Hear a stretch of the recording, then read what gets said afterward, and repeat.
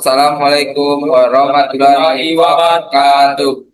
Di sini kami ingin menjelaskan tentang laporan metode numerik. Izinkan saya untuk men-share screen dulu.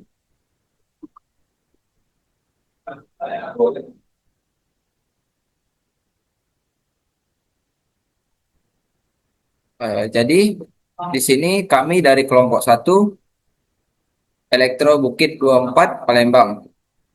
Jadi di sini disusun oleh kelompok 1 dengan nama anggota saya Arjuna Andra Prayoga dengan ujung NIM 123. Saya Habibur Rahmat dengan ujung NIM 127. Saya Raya dengan NIM 103. Di sini kami dari Fakultas Teknik dengan jurusan Teknik Elektro Angkatan 24 dengan tugas dari dosen pengampu Ibu Anita dengan mata kuliah metode numerik. Dari dulu berarti.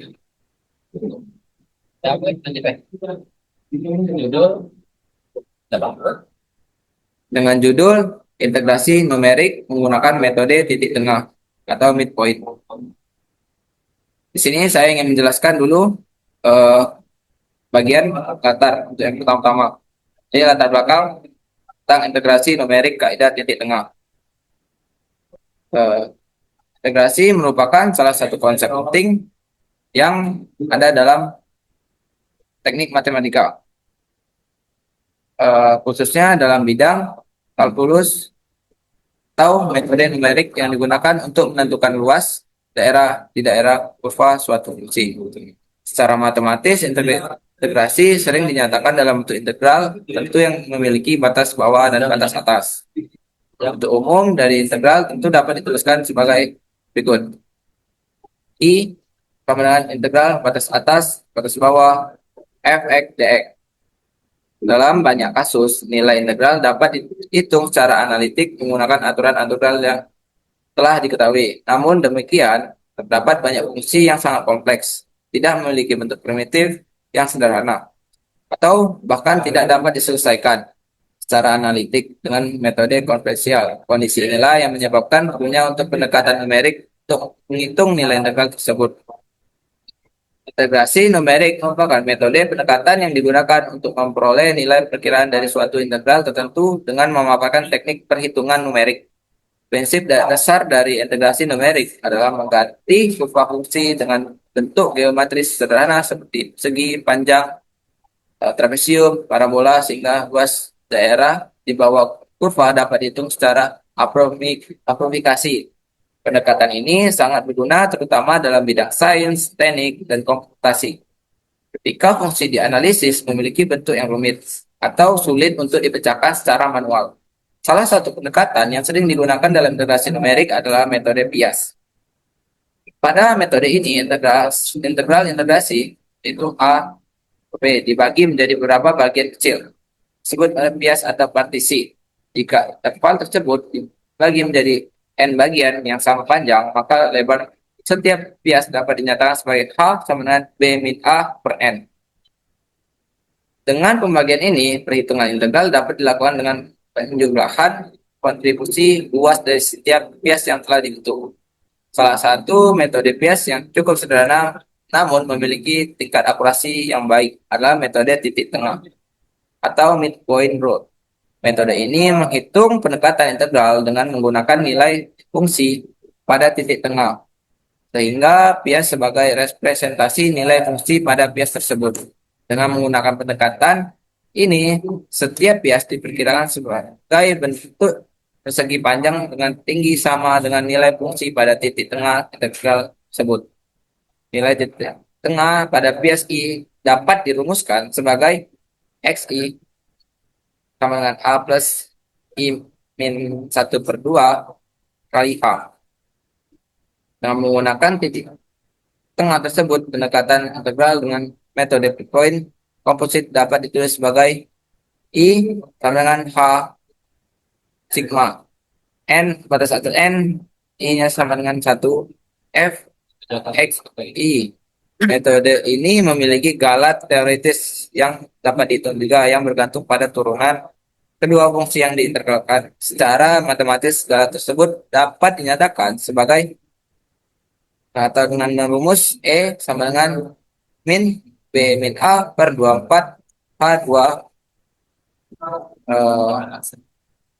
P, P double aksen kali epsilon. Di mana epsilon adalah suatu nilai yang berada pada interval A, B. Pada persamaan tersebut dapat diketahui sebagai metode midpoint memiliki order galak sebesar 0 kurung H pangkat 2. Artinya tingkat kesalahan metode ini berbanding lurus dengan kuadrat dari nilai kias H. Dengan kata lain, semakin kecil nilai H atau semakin besar jumlah nilai N, maka hasil pendekatan integral akan semakin mendekati nilai abstrak yang sebenarnya. Dalam perkembangan teknologi ini, komputasi modern, metode numerik seperti metode determinan sering diimplementasikan menggunakan bahasa pemrograman untuk mempercepat proses perhitungan dan meningkatkan telitian. Salah satu bahasa pemrograman yang sering digunakan itu adalah Python. Di sini kami menggunakan Python. Bisa juga menggunakan C++ karena memiliki pustaka matematika yang lengkap serta kemampuan komputasi numerik yang baik. Berdasarkan latar belakang tersebut, pada laporan ini dilakukan analisis perhitungan integral numerik menggunakan metode titik tengah dengan bantuan program Python. Kemudian hasilnya akan dibandingkan dengan representasi yang diperoleh dari perangkat komputasi matematis seperti Wolfram dan integral kalkulator, serta dilakukan analisis terhadap tingkat akurasi hasil perhitungan berdasarkan jumlah partisi yang digunakan. Jadi adapun tujuan yang pertama, menghitung nilai integral tentu dari suatu fungsi menggunakan metode integrasi numerik yang metode titik tengah atau midpoint rule kami gunakan. Kedua, mengimplementasikan metode titik tengah dalam bentuk program menggunakan bahasa pemrograman Python untuk melakukan perhitungan secara otomatis. Tiga, membandingkan hasil perhitungan numerik yang diperoleh dari Python dengan nilai referensi yang kami gunakan, yaitu integral kalkulator sebagai nilai eksak.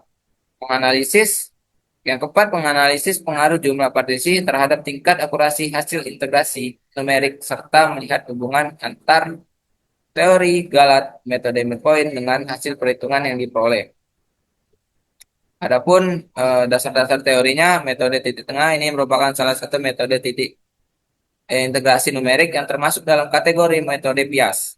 Metode ini bekerja dengan cara membagi interval integrasi menjadi beberapa bagian yang sama panjang. Kemudian nilai fungsi pada titik tengah setiap bias digunakan sebagai representasikan tinggi dari persegi panjang yang membentuk pendekatan luas daerah di bawah kurva.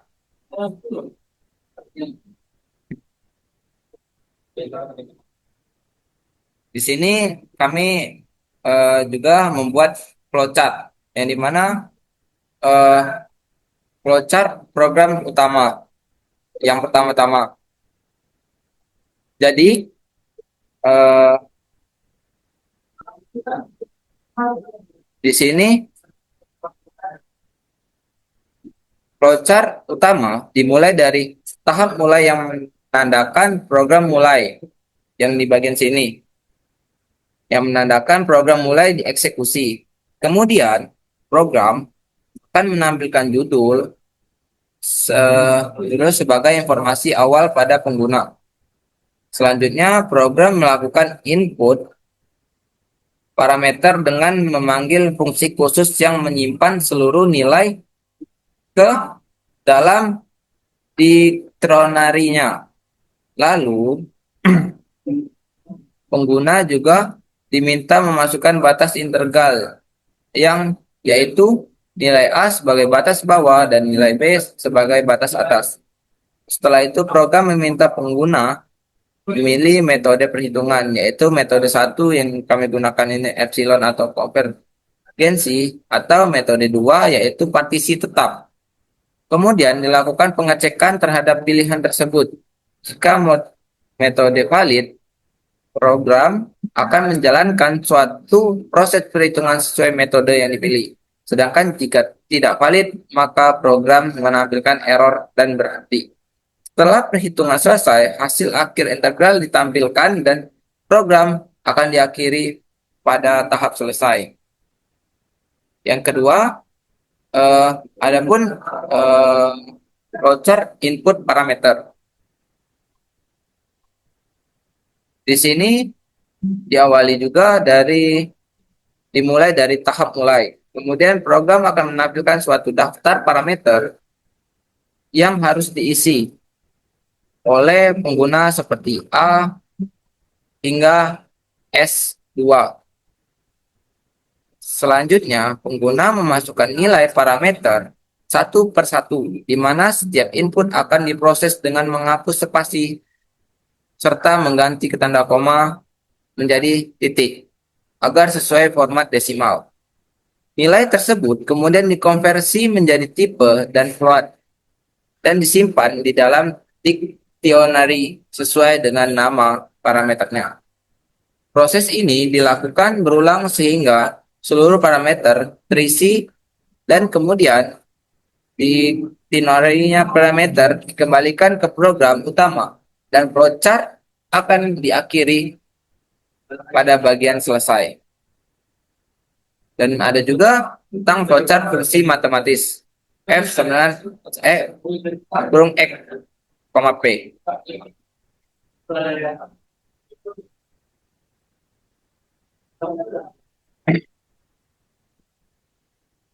Pada flowchart fungsi matematis ini dimulai juga pada tahap mulai dengan menghitung tiga komponen utama yaitu term 1, term 2, dan term 3. Pada term 1 dilakukan perhitungan fungsi trigonometri dan eksponensial dan selanjutnya logaritma yang disertai pengecekan domain seperti nilai sinus harus lebih dari 0 serta pada syarat logaritma dan akar. Kemudian diperoleh hasil term 1. Dari pembagian pembilang dan penyebut pada term 2 dilakukan perhitungan lanjutan yang melibatkan eksponensial, logaritma, dan tangen. Dengan pengecekan syarat seperti nilai logaritma harus positif, X harus lebih dari 0, dan tangan tidak boleh 0. Kemudian diperoleh ke term 2 nilainya.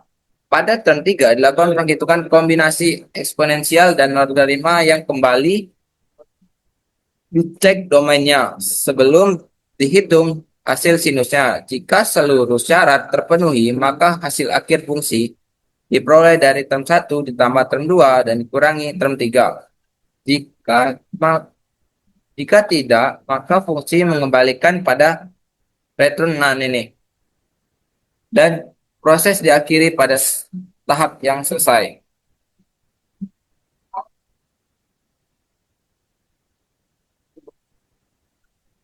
Selanjutnya ada flowchart metode midpoint.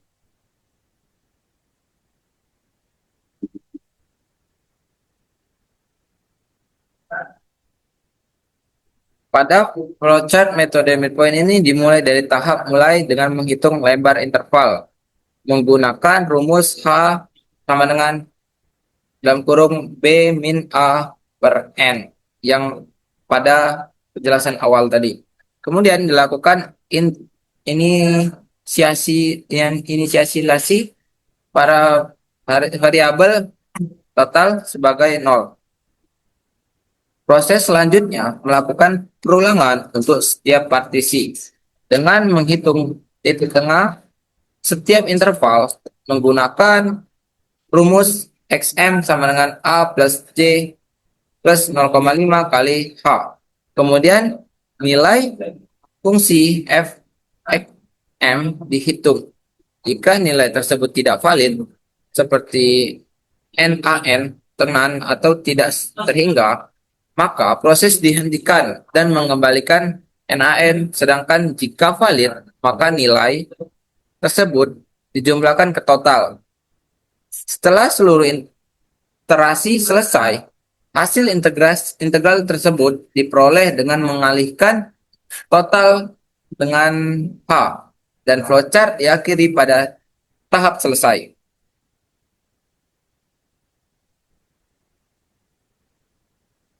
Eh,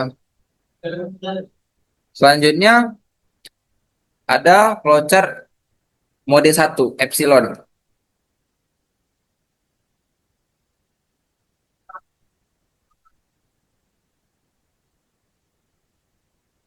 Pada flowchart metode ini dimulai dari tahap mulai dengan menerima input berupa nilai epsilon sebagai toleransi error. Jumlah partisi awal, kenaikan partisi, dan jumlah batas maksimal partisi. Program kemudian menghitung nilai integral awal dan menampilkannya. Lalu dilakukan pengecekan apakah hasil tersebut valid atau tidak. Jika tidak, program akan melakukan iterasi dengan menambah jumlah partisi lagi, menghitung ulang integral, dan membandingkan selisih antara hasil baru dan hasil sebelumnya. Jika selisih lebih kecil dari epsilon, maka iterasi dihentikan karena konvergen. Sedangkan jika belum, maka proses diulangi lagi hingga mencapai kondisi berhenti atau batas maksimum. Jika terjadi nilai tidak valid, eh, maka program akan menampilkan sebuah error dan berhenti pada akhir proses hasil terakhir yang ditampilkan sebelum flowchart selesai.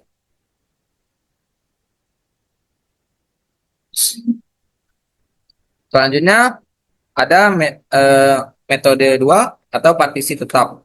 Di sini pada flowchart metode ini dimulai juga pada tahap mulai dengan menerima input jumlah partisi awal, partisi akhir, dan kenaikan. Pada program kemudian melakukan perulangan dari nilai awal hingga akhir sesuai kenaikan, di mana pada setiap iterasi dihitung nilai integral menggunakan metode midpoint atau nilai tengah. Jika hasil tidak valid, maka program akan menampilkan error dan berhenti. Sedangkan jika valid, maka nilai akan ditampilkan dengan iterasi pertama sebagai nilai awal dan iterasi berikutnya disertai perhitungan selisih terhadap nilai sebelumnya. Nilai sebelum diperbarui setiap iterasi hingga seluruh perulangan selesai, kemudian hasil terakhir disimpan sebagai hasil akhir dan flowchart akan diakhiri.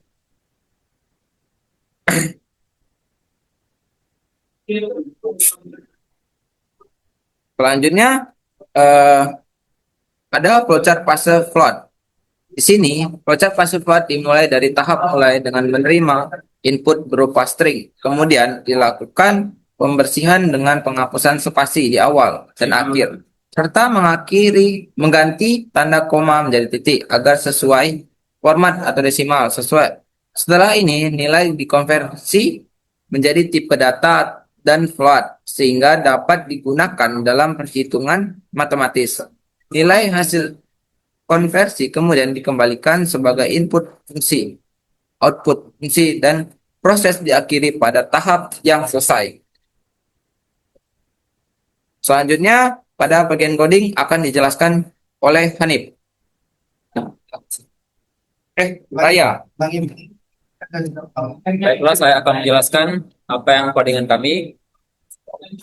Yang pertama itu ada deklarasi global. Deklarasi global ini bisa diartikan sebagai library atau penyimpanan. Ini untuk var ini variabel. Kami menggunakan variabel yang sebagai berikut 24. Lalu ada function. Function itu fungsi utama pada sebuah fungsi yang kami buat. Lalu di sini ada terminal 1 itu hasil terminal 1. Lalu ada pow in log place itu untuk logaritma penyebut terminal 2. Tan place, tan pow itu sebagai bagian tan. Lalu ini untuk terminal 2 ini untuk menjelaskan hasil terminal di nomor terminal 2.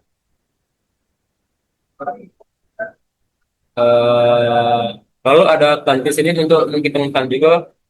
Jadi yang di bagian fungsi ini menjelaskan semua fungsi yang kami buat di dalam codingan. Lalu yang ketiga itu function integrasi midpoint. Yang pertama itu function midpoint integrate.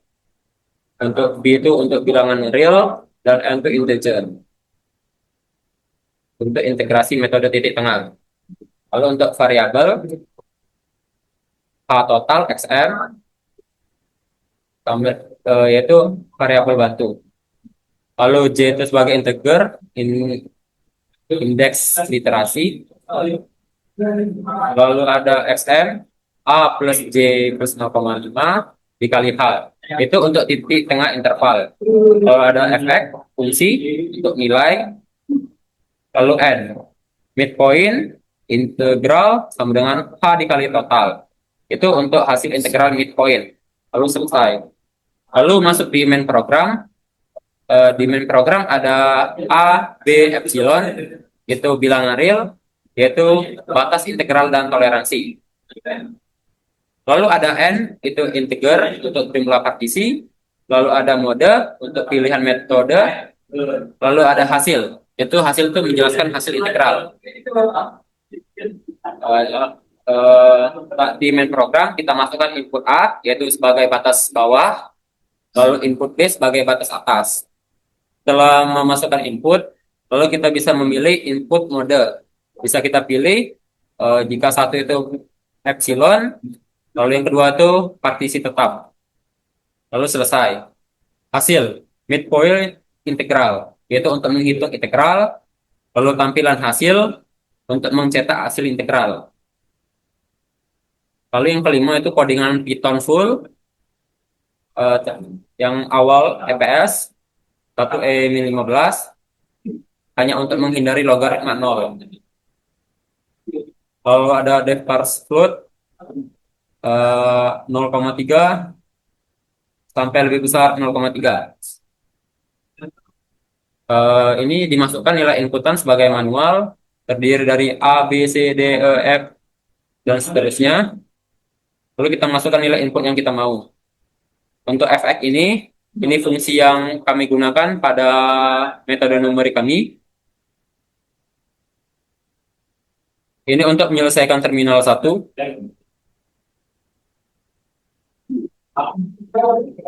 Lalu ini untuk menyelesaikan terminal 2. Lalu ini codingan untuk menyelesaikan pada hasil terminal 3. Lalu kita print integrasi numerik metode titik tengah midpoint. Ini seperti yang di dalam coding. Print batas integral. A batas bawah, B batas atas. Kita bisa memilih opsi. Ada pilihan mode perhitungan. Yang pertama opsi 1 epsilon, 2 metode partisi. Kalau kita tabel hasil partisi, jika memilih partisi, maka akan muncul jika memasuki 1 seperti masukkan nilai epsilon. Contoh, nilai epsilon itu 10 pangkat berapa? Kami di sini menggunakan 10 pangkat min 6. Jika partisi, kita masukkan partisi awal seperti 2000. Lalu ada kenaikan, ini untuk memasukkan kenaikan partisi. Lalu ada max n, ini untuk masukkan batas maksimum pada partisi.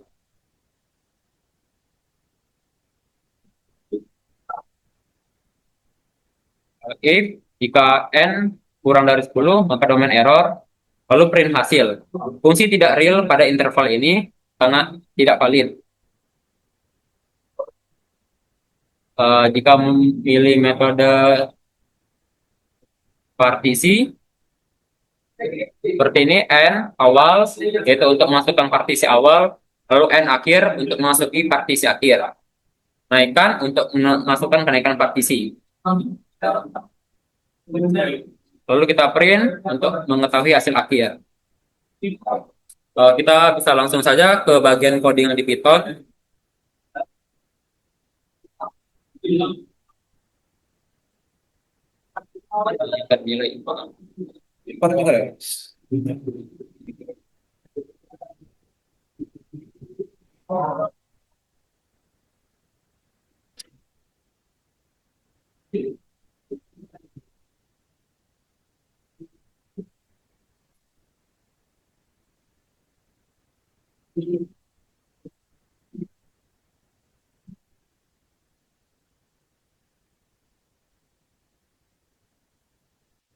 Kami menggunakan contoh untuk nilai variabel nilai kecil.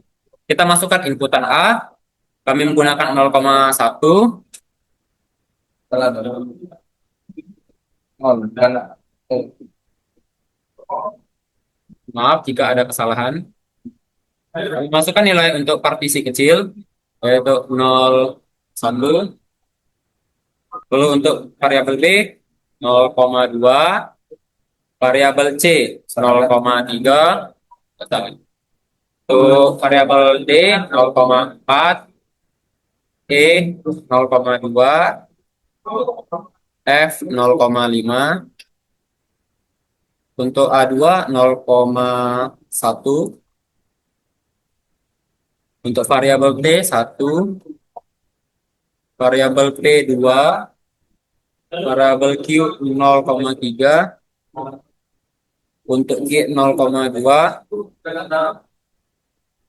R-nya 0,1, S-nya 2, K-nya 1,5,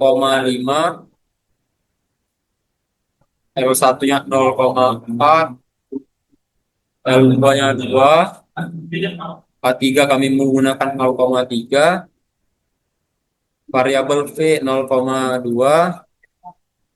variabel H2, variabel I 1,5, variabel S2 0,3.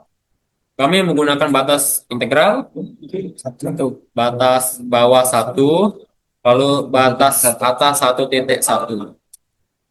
Di sini ada pilih mode perhitungan. Yang pertama, opsi epsilon atau toleransi, lalu opsi 2 berdasarkan partisi.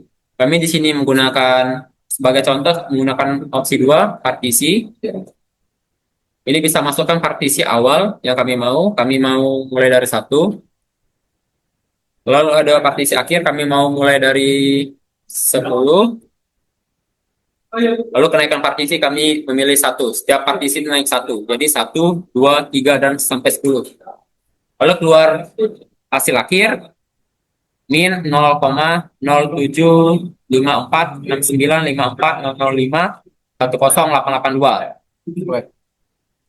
Itu untuk nilai partisi kecil. Oke, Danik. Lalu untuk hasil variabel yang besar, kami menggunakan inputan A-nya 10, B-nya 2, C-nya 3, lalu D-nya 12, E-nya 4, F-nya 3, A2 0,5, T itu 10,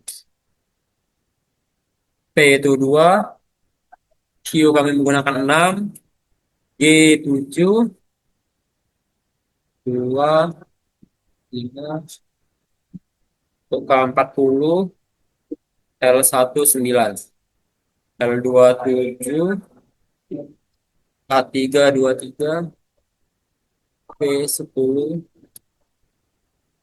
H5, I 10, S25.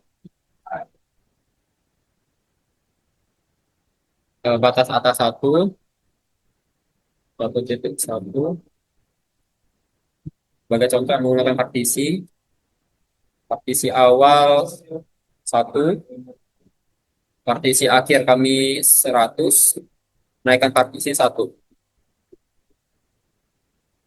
Maka hasil akhirnya 0,002970013014597. Lalu selanjutnya untuk pembuktian hasil codingan kami dengan hasil integral atau web dan cara hitung manual akan dijelaskan oleh Hanif Dwi Rahmat.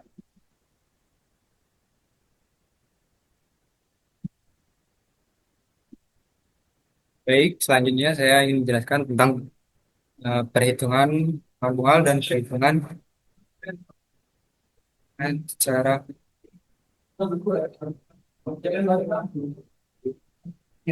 ini.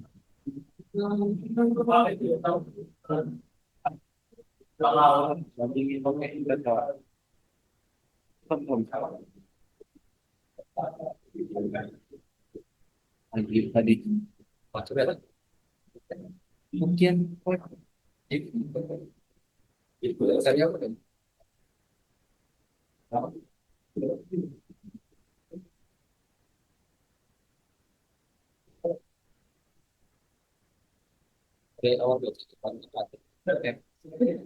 baik, selanjutnya yaitu hasil perhitungan. Kami akan membandingkan dulu nilai dari codingan dan dengan nilai web yang kami gunakan sebagai nilai acuan, yaitu kami menggunakan aplikasi integral kalkulator, yaitu di mana eh,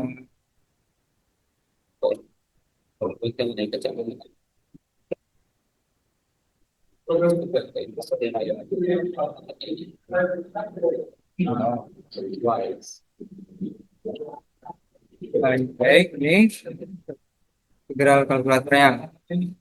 Eh, Sebelumnya, jika untuk mencari nilai dari fungsi yang kita buat menggunakan integral kalkulator, kita harus menginput fungsi kita terlebih dahulu. Di sini kami menggunakan fungsi kami dan menggunakan nilai nilai kecil. Eh, Seperti yang terlihat di sini, kami sudah menuliskan fungsi kami. Dari fungsi ini adalah bagian dari term satu ya. Dari ini bagian term 2, ini bagian term 3 dengan batas bawah 1, batas atas 1,1.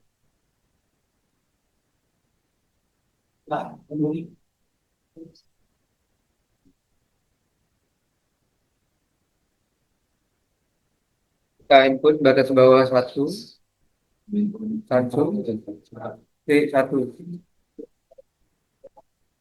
Kita centang.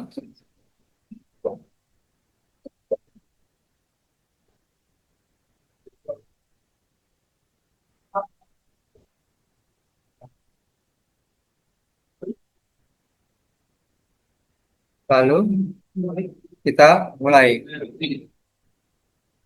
Nah, di sini proses penghitungan.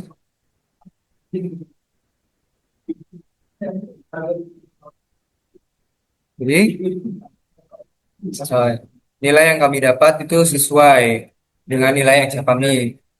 Nilai eksak dan nilai pada metode numerik kami itu sudah sesuai dengan nilai min 0,07547066812175691, yaitu di mana sudah sama dengan nilai pada codingan ini.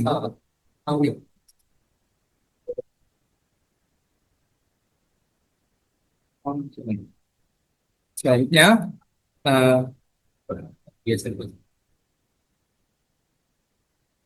partisi kami menggunakan selanjutnya selanjutnya kami menginput nilai besar. Itu di mana sini kami sudah menuliskan fungsi kami itu untuk menghitungnya.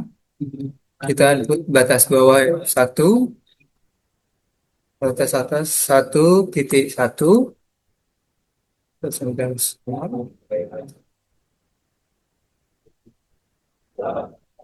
Nah, setelah kita centang semua, lalu kita mulai perhitungan.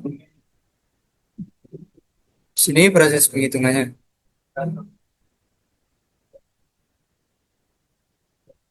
Ini telah dapat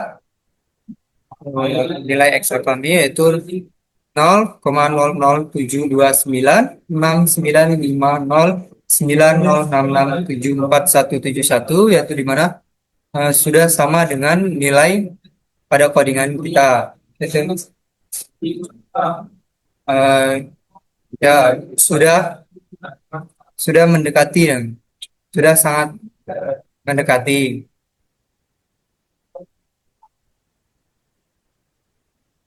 Setelah itu ini untuk nilai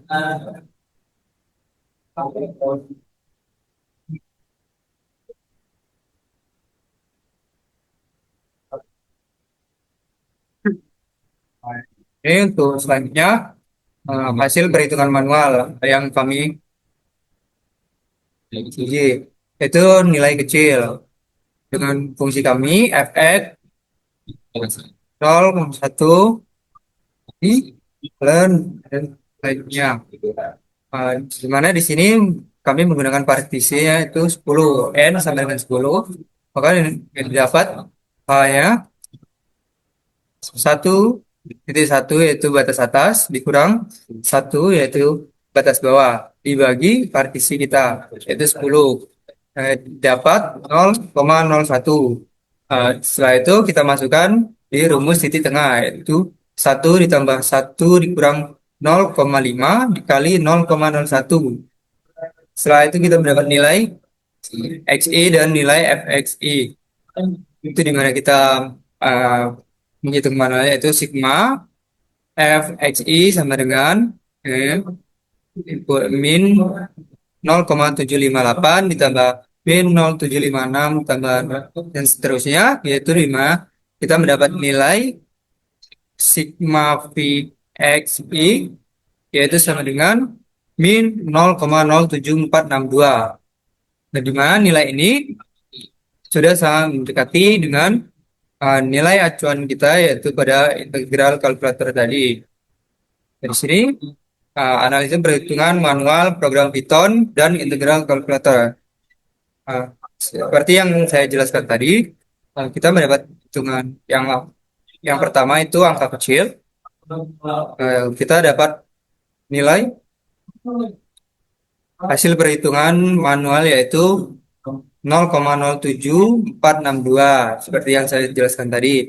Terus pada program kita mendapat galat 0,0000111287 partisi seperti yang saya jelaskan di awal tadi, eh, hasil dari codingan 0,07546954005108882. Setelah itu nilai aplikasi web yang kami gunakan tadi untuk sebagai acuan itu hasilnya 0,07547066871217561. Setelah itu perhitungan dengan angka besar.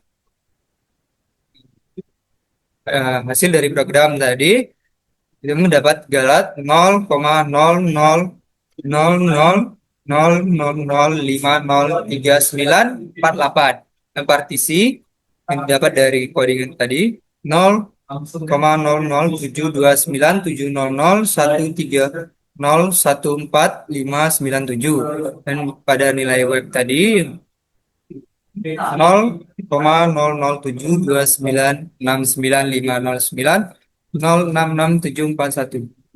Jadi simpulannya dari seluruh perhitungan yang kami lakukan itu sudah sangat mendekati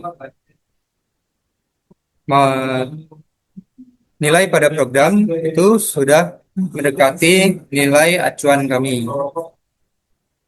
Sekian penjelasan dari kelompok kami. Baiklah, sekian presentasi dari kelompok 1, metode numerik, metode titik tengah. Jika kami ada salah kata, kami mohon maaf. Kami akhiri. Wassalamualaikum warahmatullahi wabarakatuh.